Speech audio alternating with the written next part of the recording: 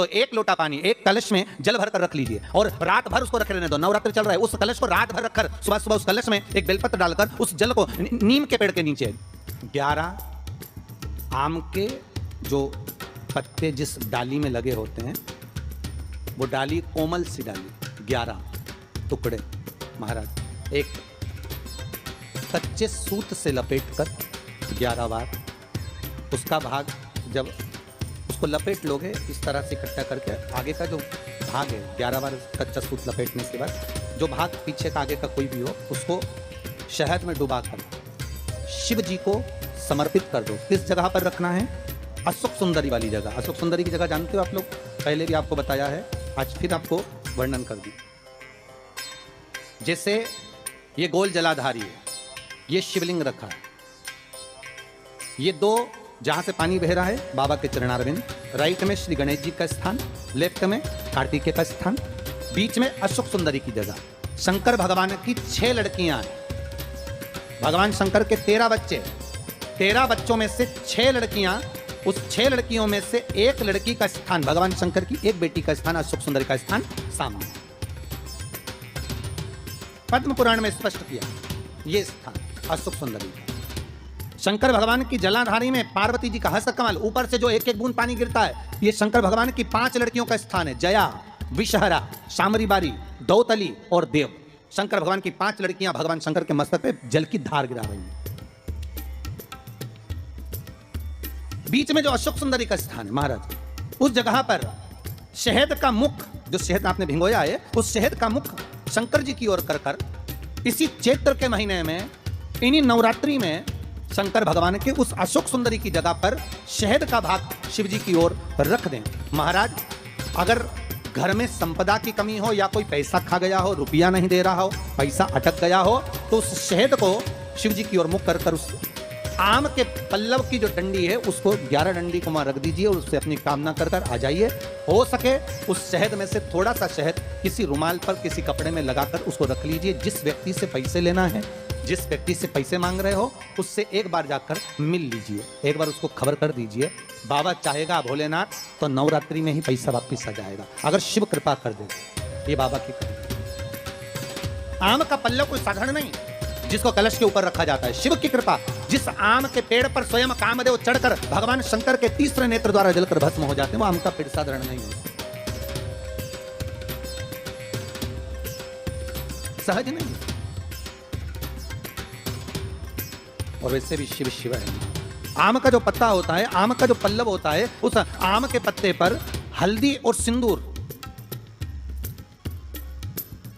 इन दोनों से स्वस्तिक का निर्माण किया जाए। देवी भागवत का संवाद है, बहुत ध्यान देना महाराज। जिन कन्याओं का विवाह ना हो पंचमी के दिन, नवरात्रे की कोई सी भी पंचमी, मतलब जो पंचमी तिथि पड़ेगी, कोई भी नवरात्र, चाहे वो 4 नवरात्र में से, चाहे वो पौष का हो, अश्विन का हो, चैत्र का हो, आषाढ़ का हो, किसी भी नवरात्रि में आप कर सकते हैं। एक पान के पत्ते पर, एक ही पत्ते पर जो 2 स्वस्तिक बनेंगे, एक हल्दी का बनेगा, एक सिंदूर का बनेगा। बस अंतर इतना है, जो हल्दी का स्वस्तिक है उस पर कंकु के चावल अर्थात रौली के चावल, रौली कुंकू के चावल रखना है, और जो सिंदूर का है उस पे हल्दी के चावल रखना है। इतना रखकर जिस लड़का लड़की का विवाह नहीं होता उसकी हथेली पर रखकर उसका नाम और गोत्र बोलकर महाराज उसको ले जाकर नीम के पेड़ के नीचे उसको रख दिया जाता है। मात्र 3.5 या 4 महीने ऐसे रहते हैं जिसके अंदर उस लड़का लड़की का विवाह पक्का हो जाता है। जिसका विवाह नहीं होता केवल उसी के लिए, जिसका मंगल विवाह ना हो रहा। आम के पल्लव में शिव का वर प्रदान है, आम के पल्लव में शंकर का आशीर्वाद, आम के पल्लव में शिव का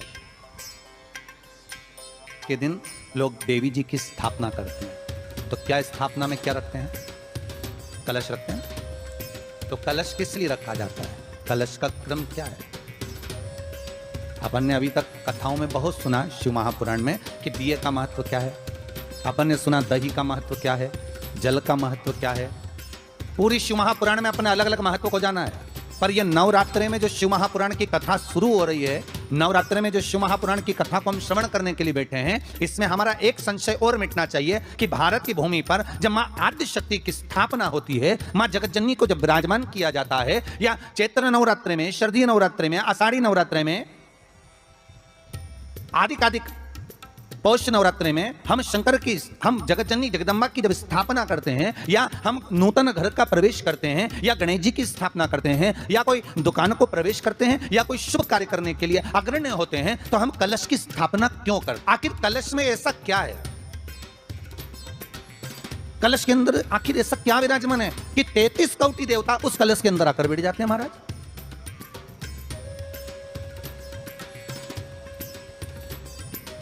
आप कोई यज्ञ करने जा रहे हो, आप कोई पोथी पुराण करने जा रहे हो, आप कोई अच्छा कार्य करने जा रहे हो, तो ब्राह्मण देवता कहते थे कलश की स्थापना होगी, कलश की शोभा यात्रा निकलेगी, कलश यात्रा निकलेगी, कलश विराजमान होगा। और आज हर की पौड़ी पर, प्रयागराज में या उज्जैनी में, नासिक में जो बड़े बड़े कुंभ के मेले होते, कुंभ का मतलब भी तो कलश से होता, उसकी महत्वता क्यों है? उस कुंभ की, उस घड़े की महत्वता कहां से प्रकट हुई? शिव महापुराण की कथा कहती है महाराज, भगवान औघड़दानी शंकर स्वयं आद्य शक्ति जगदम्बा से कहते हैं कि जगदम्बा तू क्या चाहती है बोल। तो जगत जननी जगदम्बा कहती है कि जहां मैं हूं वहां शंकर है, ये आपने कह दिया, पर जहां शंकर है वहां पार्वती का होना जरूरी है। उसके लिए सिद्ध करने के लिए एक स्थान ऐसा बनाया जाए जहां पर शंकर विराजमान है और शंकर के साथ पार्वती विराजमान है। तो शिव जी ने कहा पार्वती, उसके लिए मैं तुझे एक सुंदर कलश का निर्माण कर देता हूं। कितना सुंदर लिखा है देवी भागवत के अंदर कि जहां कलश की स्थापना होती है उस जगह पर किसी देवताओं को बुलाने की जरूरत नहीं होती। 33 कोटि देवता उस जगह पर स्वतः विराजमान हो जाते हैं। स्वयं 33 कोटि देवता स्वयं वहां विराजमान। और कितनी महत्वता कलश की महाराज।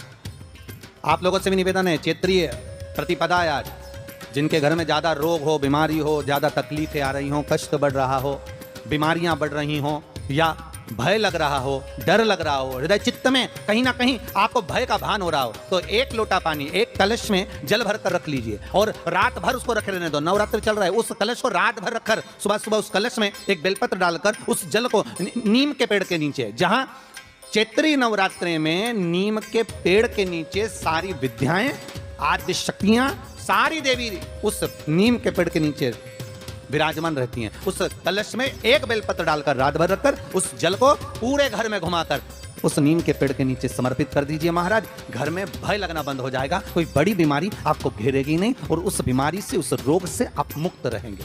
उस बीमारी से, उस रोग से आप मुक्त पाएंगे, वो बीमारी आपको घेर नहीं। कलश का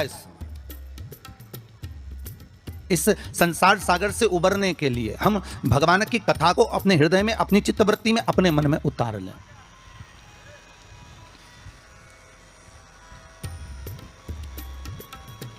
कलिकाल में बहुत सारे साधन है साहब भगवान को पाने के लिए। कोई कहता है कि तुम गंगा के घाट जाओ, कोई कहता है कि तीरथ जाओ, कोई कहता है कि मंदिर जाओ, कोई कहता है कि वहां जाओ, कोई कहता है कि आप बहुत समय तक कहीं सेवा क्रम में लग जाओ।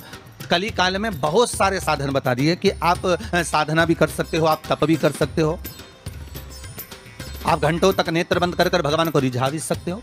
साधन बहुत बना दिए। पर शिव महापुराण कहते हैं